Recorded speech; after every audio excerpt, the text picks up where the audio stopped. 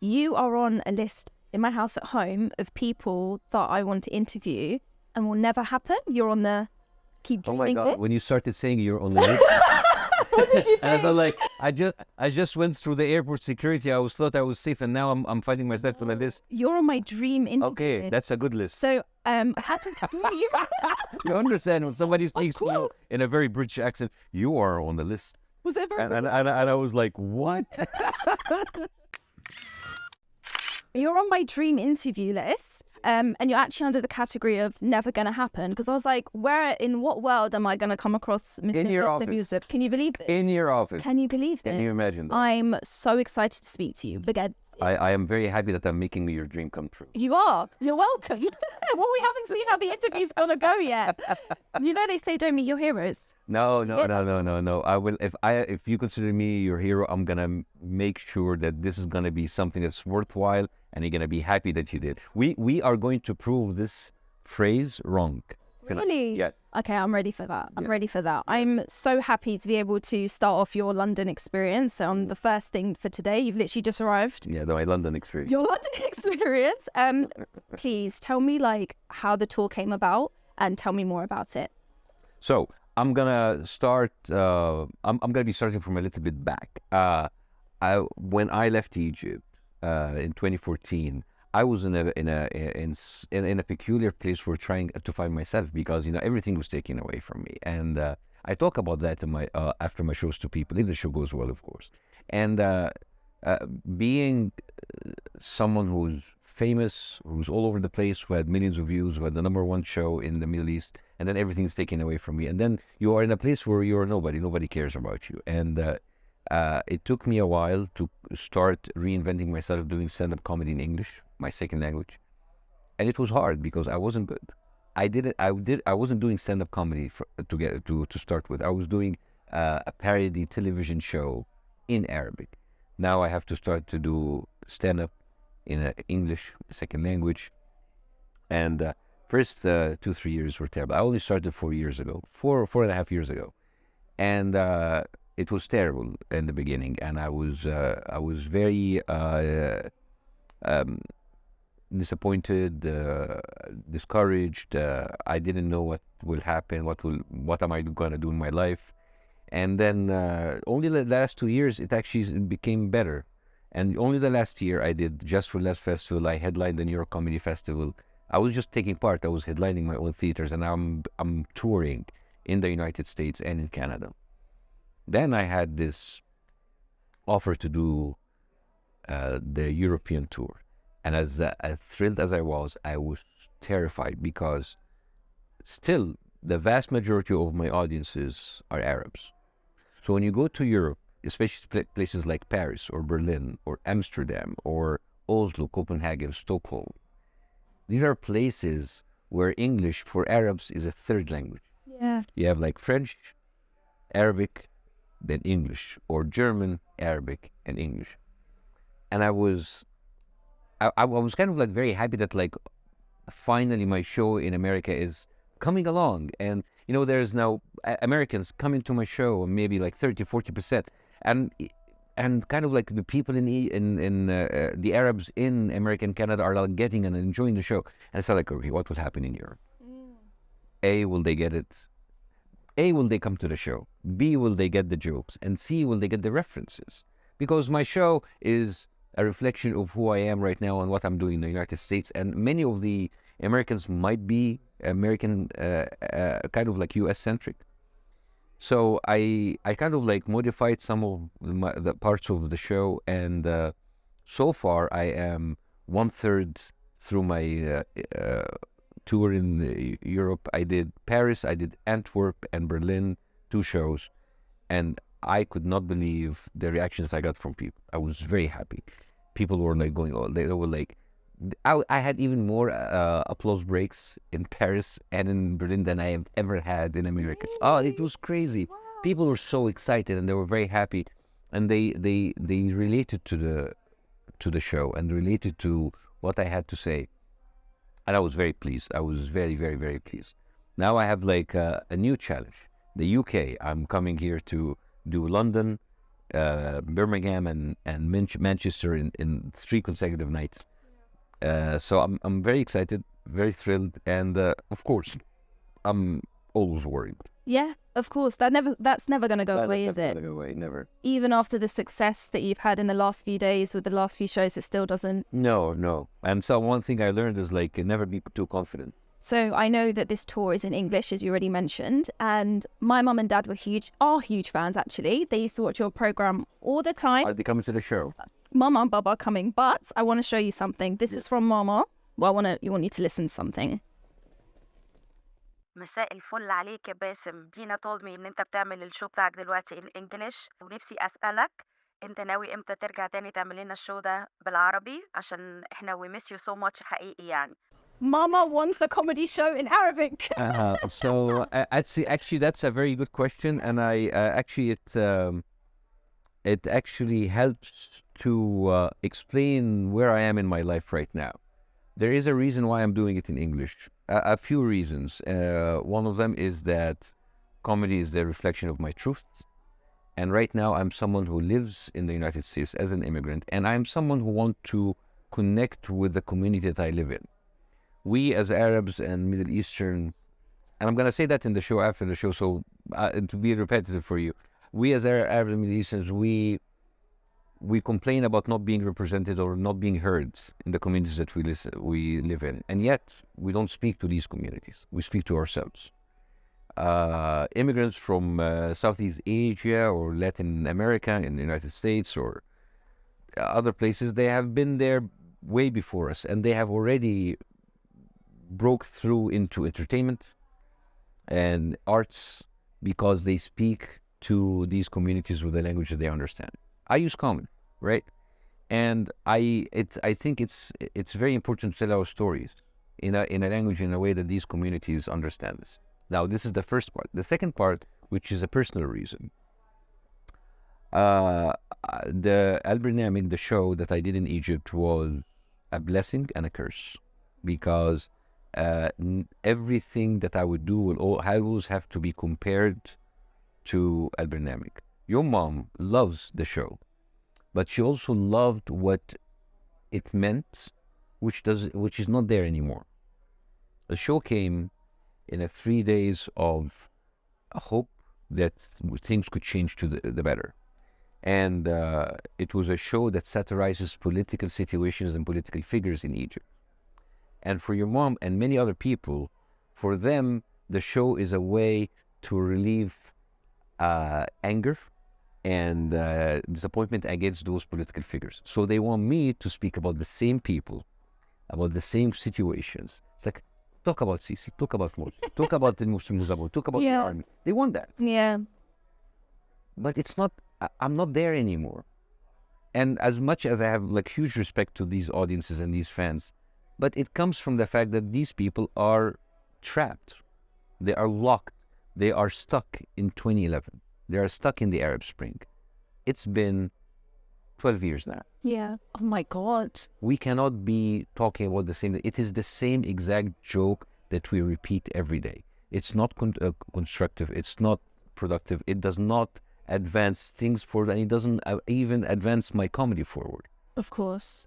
Because they want to go and do the same exact jokes that I did 10 years ago, or talk about the same things that happens in Egypt today, which whoever comes to the show who's not an Arab, he doesn't care. Now, having said that, I am planning to do an Arab show. I'm starting it in New York in next May. And if it happened, I will do a North American show, and if it worked, it will do a European show. But it would be something that is not related to Al-Barnamij. Oh, that's fine. No, but like the thing is, even when I do, if I said Arabic Al-Barnamij, they're expecting videos and pictures and the same political figures that I talked about, like there. It's like, yeah, it becomes like more of like an outlet of their rage. Yeah. That's not what I do. So I needed to prove myself first in English, telling people that I'm not defined by Al-Barnamij anymore. I'm not defined by that show anymore. I'm not defined by that period anymore. I have evolved, I've moved on, and I'm asking people to move on with me. Yeah. Whether it was in English or in Arabic, when I decide to do it, that will have a totally different perspective and direction and goal. I get that. And I think that's the hardest thing when you have success. As you said, it's amazing. But then people box you and think, oh, you're that guy. You're the guy that does X, Y, Z. Yeah. But And by the way, if I did a Barnamij today, people will be disappointed because it will not be the same. yeah. And it will not give them the same feeling that they had, because you have to understand, Al Barnamij was successful because also of the time period it was, and because of what it had at that time. You cannot replicate that anymore. It's like, try doing an episode of Friends today. I get that. Try to produce it from the beginning. It will not work. Or Seinfeld, it will not work. There are things that are better left as they are, because I knew when that moment came that I need to move on. I would rather not do the Barnamij anymore and keep that memory in people's mind than to try to do it, and it will tarnish the image or the memory in people's mind. And that is why the tour is in English. No, the tour is in English because of that. Like they're trying to get away from that mindset. But also I'm doing that to prove to myself that I can be successful away from that original success. And when I am happy with that, I will do the Arabic. And when I do the Arabic, it will not have to do anything with the show. I love that. And in Mama's defense, I think she probably wants in Arabic because she won't understand the English fully. She might not get the You will be surprised Good. that I had in Paris, I had Moroccans who hardly speak English. And they came to me after the show and said, like, we were very surprised. We came because we like you, but we didn't expect that we will connect with the show. Amazing. But we got everything. Because it is a very simple show, by the way. It's a sophisticated show, but it's very simple. Khalas, Mama has nothing to worry about. I'll tell her. So she has absolutely no, like, your mom, your dad, your family, your neighbors, your I don't know, debtors, like people who have, like, your serial killers, whoever you want to bring. Yeah. I love that. And since we've spoken about the past, can I ask you some nostalgic questions about Egypt? Yeah. What food do you miss the most from Egypt? Wara anab, which is the stuffed grape leaves. Macarona bechamel, because I'm vegan, but my wife manages to to veganize it. Amazing. She does it with coconut cream. Why did you become vegan, if you don't mind me asking? No, I became vegan for health. I had a friend of mine who had multiple sclerosis, and he has improved a lot. Wow. On it, and I read the research, met the doctors, attended the seminars and the conferences, and I was sold on it, and I felt better, and I feel better. My health is better. I cannot even eat meat anymore. Really? Yeah, it's just it upsets me. Upsets my stomach. I think, like, when you hear that someone Arab has gone vegan, because my uncle's vegan and they all make fun of him all the time. They're like, oh. Yeah, when you are in the airport and people ask you what are you, and you tell people in the airport you're vegan, it's like, you mean your version? Really? That's so funny. But you know what? Being vegan in the Middle East isn't too difficult. We have paella. It is not. It's not. No, I've even all of the fattoush, the hummus, the mjaddara, the baba ghanoush, all of that. And we have amazing vegan dishes. You just have to forget the mashawi, the meat. Yeah, and that's fine, because meat in Egypt's a bit questionable sometimes. Well, you don't know if you're eating a donkey or if you're actually eating lamb, do you? Meat everywhere is questionable. Oh yeah, that's true, but especially in Egypt, from my experience. So you did the show in Barnamij, you moved to America. I'm dying to know, when you went and integrated and you were an immigrant there, do they really have a warped idea of Muslims, and do they want every Muslim to go back to Ramadan? Is that true? No. Well, also depending on where you are. And that question that of course talks about the ignorance of the people there could be replicated anywhere in the world. For example, I live in Los Angeles in California. It's a very liberal state. My daughter goes to a school where the class is like all kind of colors, right? So it is very difficult to be racist, right? Okay. And it's because everywhere is there. If you go somewhere else, in a rural area in America, yes. But also think about our Arab world. right? You go to a place, you go to the AUC, the American University, you go to somewhere where people can speak multiple languages, they'll be more informed about the world. Then you go to a very rural area where people don't know anything. So it's kind of like, it's really not about like racism as much as about ignorance. It's about like people who don't know or not exposed.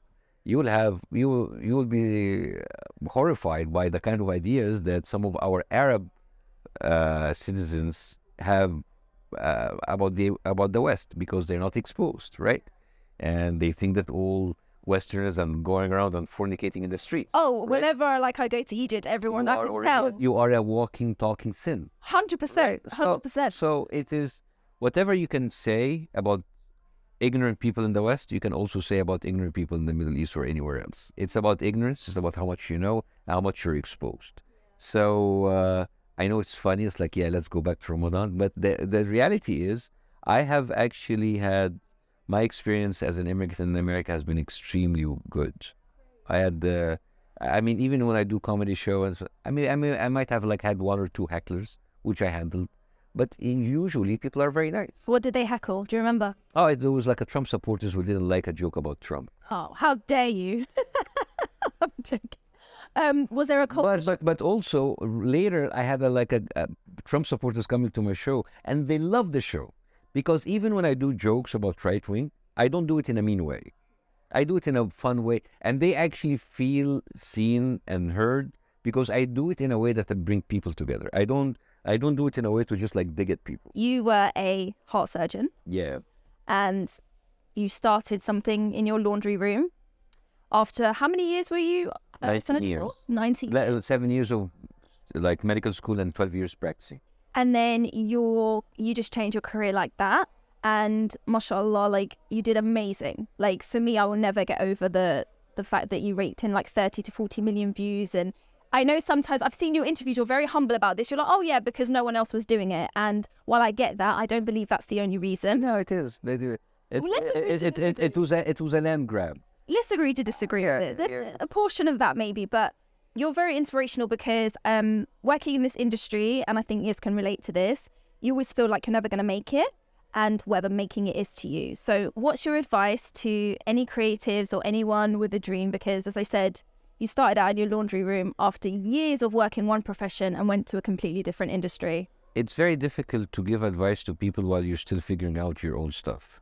I have the entertainment industry, as attractive as it is, as gratifying as it is, it has a dark side, and the dark side is a psychological side, because you live with self-doubt every single day.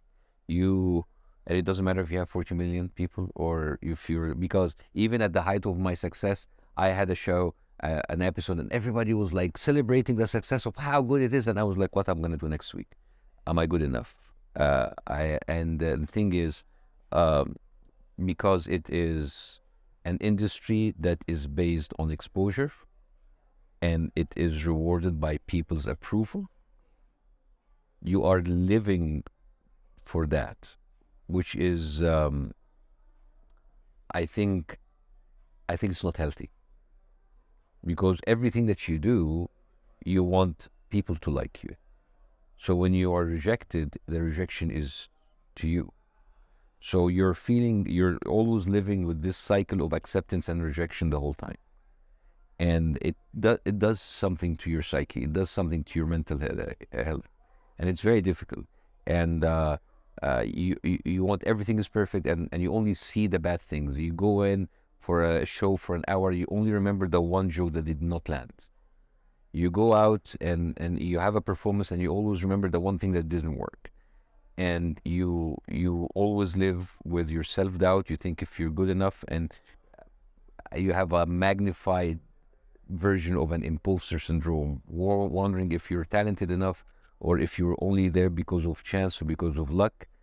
And it eats you up. It's difficult, and sometimes I have to remind myself that I need to just be happy with what I'm doing, that I need to be happy with the journey itself, and not to focus on the end results. because if you just like look at that, you're not gonna be able to enjoy the little things and the little victories and the little days. And as much as I'm telling you this, so I myself don't do that many times. It's easier said than done, but it's a process. It's a work in progress the whole time. So just enjoy. Try to enjoy the little moments. This is one of my biggest regrets during the show, that I didn't give myself time to enjoy it. That's why you're on my dream to interview list. Honestly, very, very cool. I love the way you deliver. And even with the shows, like I never watch shows with mum and dad because anything they watch in Arabic would piss me off because it was like really backwards and stuff. And I remember for the Barnamij, she was like, Yallah. And honestly, you were great. I'm not bringing up just that, but your style. And even now, when I see you on snippets and interviews, like you're great at what you do. I'm very grateful for this, and I can't wait for you to come to the show. And I hope that you will see a different Bassem. Yes. And like a Bassem that you can actually even relate to more, as someone who is a daughter, a product of that immigration experience. And I think you'll find yourself in that show in many ways. I'm sure I will. I know it.